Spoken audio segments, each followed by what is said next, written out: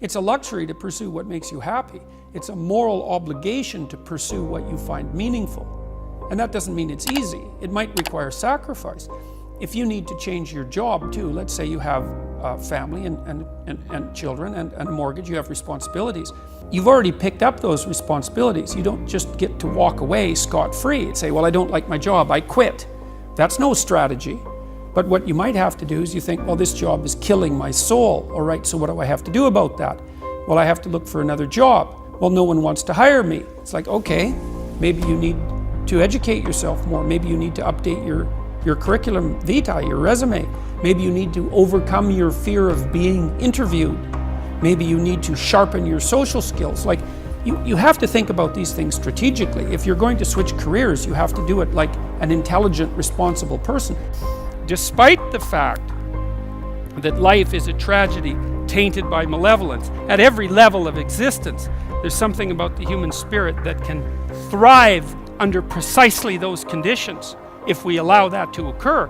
Because as difficult as life is and as horrible as we are, our capacity to deal with that catastrophe and to transcend that malevolent spirit is more powerful than that reality itself. And never think that I'm nobody, I cannot change.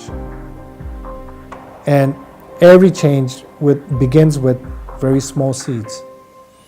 And I think I truly believe in that. And I encourage everybody who sees this message to be optimistic and not to give up hope.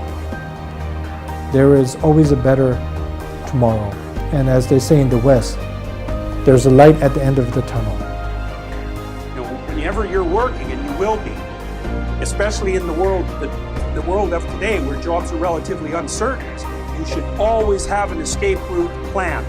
And it should be active, because if you don't have an escape route and you can't get away, you can't say no. And if you can't say no, you can't bargain. And if you can't bargain, you're a slave.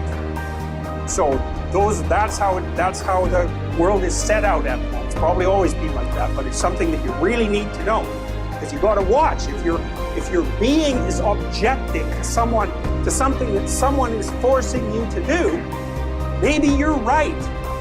Maybe you shouldn't be doing it. And lots of people end up living meaningless lives. And that's not a very good term, because there's no such thing as a meaningless life. Because one of the meanings of life is suffering. And there's no bloody way you're going to escape that. So you will not have a meaningless life. You'll have a life that's only suffering. And I wouldn't recommend that.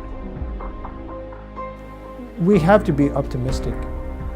We should never give up hope. And once we give up hope, then nothing can be achieved. Nothing can be developed. Whether it's spiritually, materially, in any field. There must be hope. Without hope, the things that we want to achieve in life, the things that we want to rebuild, develop, further develop,